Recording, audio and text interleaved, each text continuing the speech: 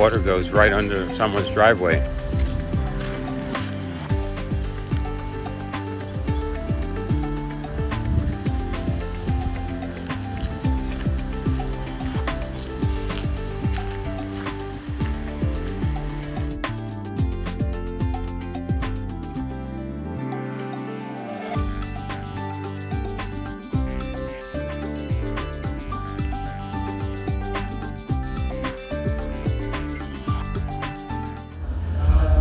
This is a piece of artwork.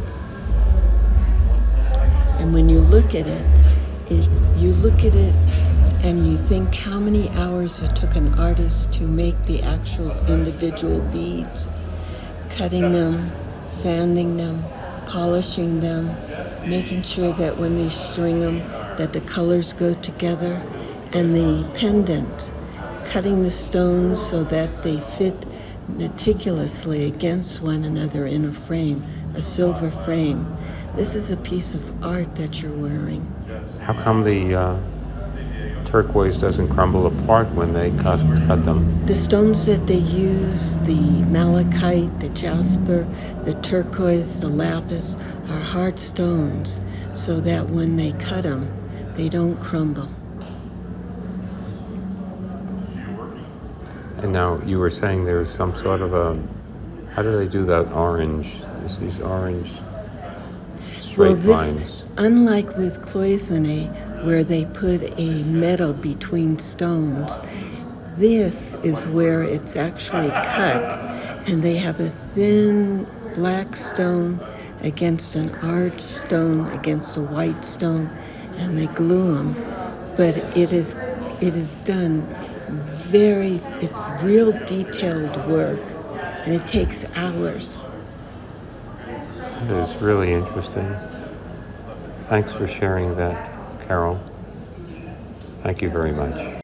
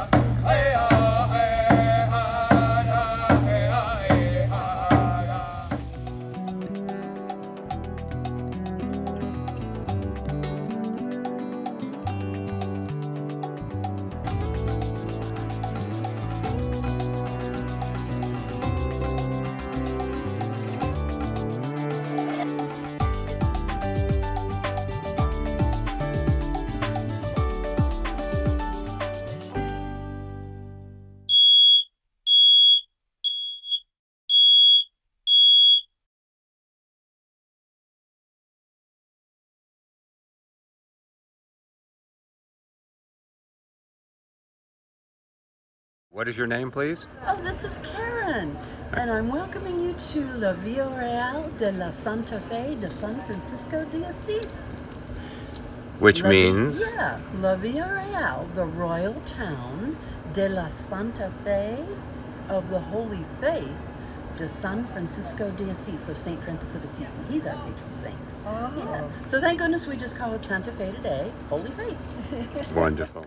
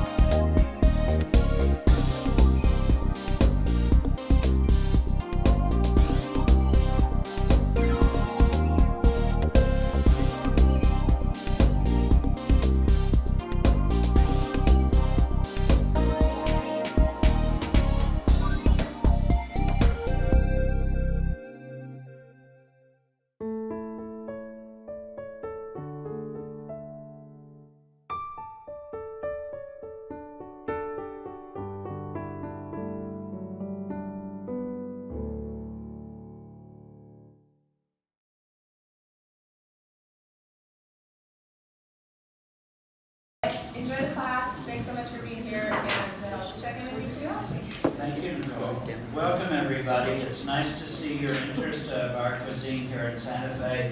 And before I get started on what we're doing, let me tell you about all this stuff that's up here. And there's even more. There's some in the back and some in the fridge.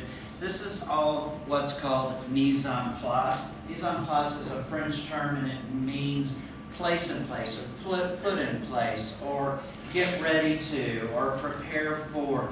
And what it's referring to is the French, of course, in their infinite wisdom, broke down a project into 5 different steps. And the first step is you've got to identify the project, and then you got to make sure you've got everything for it. And the second part is to get everything that you need onto or into whatever it is that you're using. So it's all together. And then the next is the project. So you've done the first 2 supportive things for the project, and that makes the project be much easier when you're focusing on only the project.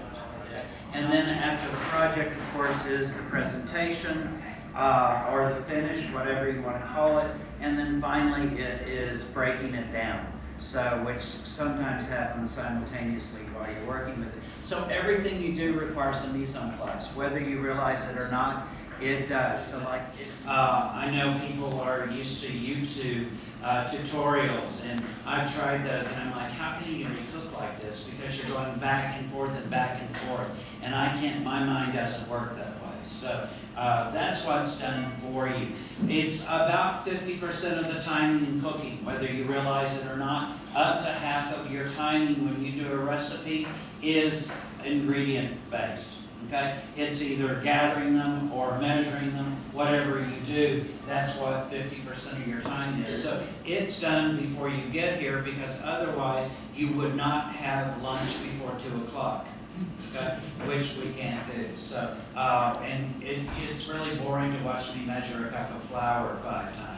This is a cooking class. It's not about entertainment. This is not television, although it's a little bit like television.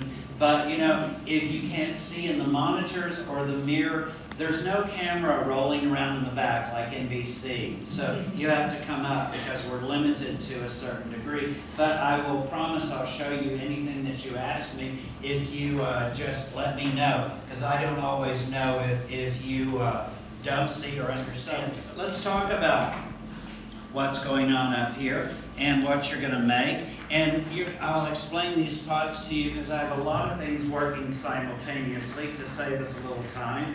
So the first thing that you're going to do is classic green chili stew.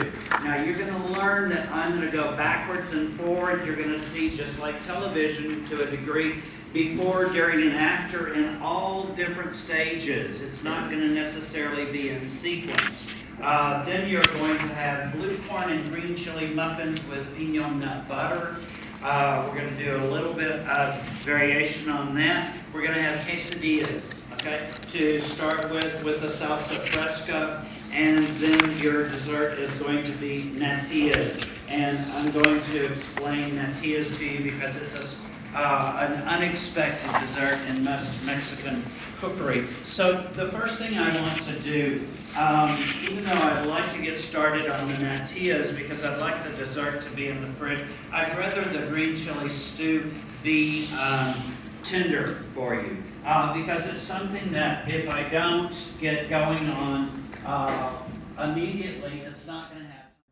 Are different than the recipe. I have people all the time in every class who go, "You're not doing it according to the recipe." I'm like, yeah, but there's 27 of you out there, you know, and it's not for 4. So I have to do it a little bit differently or you're not going to have anything to eat. So don't pay attention to my quantities as much as the techniques go, and I'll be sure to clarify everything for you. What is the difference between red and green chili? All right, I'm going to tell you right now while this is happening. Okay, we're going to move this searing pork. Of course, Kathy left and I remembered what I needed. Searing pork is going to go to this front burner and it's going to continue to sear. And on this back burner, I'm going to, this is what's called an asador, everybody. A-S-A-D-O-R. These are not made nationwide or worldwide. The school has these custom made for us because this is our business. We char a lot of food because char is part of our flavor profile from the beginning of time. And that's what a lot of our flavors are based on, is charring food. So in this case today I'm going to char these chilies.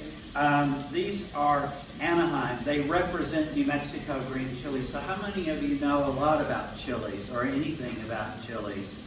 It's an amazing kind of world to learn about because I know a lot of people think they know a lot about chilies, but you know there's 3,000 types of chilies in the world, and there's hundreds that we use in the United States now, mainly because especially New York, there's so many cultures that live in New York City who immigrate to New York, and they bring chilies with them, which is how chilies evolved in the United States, what's now the United States. So there's lots of different kinds of chilies. In fact, in New York, I've seen the best display of chilies that I've seen anywhere, bar no place. Bar no market in Mexico, nowhere in America, not San Francisco, not Chicago, not Santa Fe, not Mexico City. New York City's got the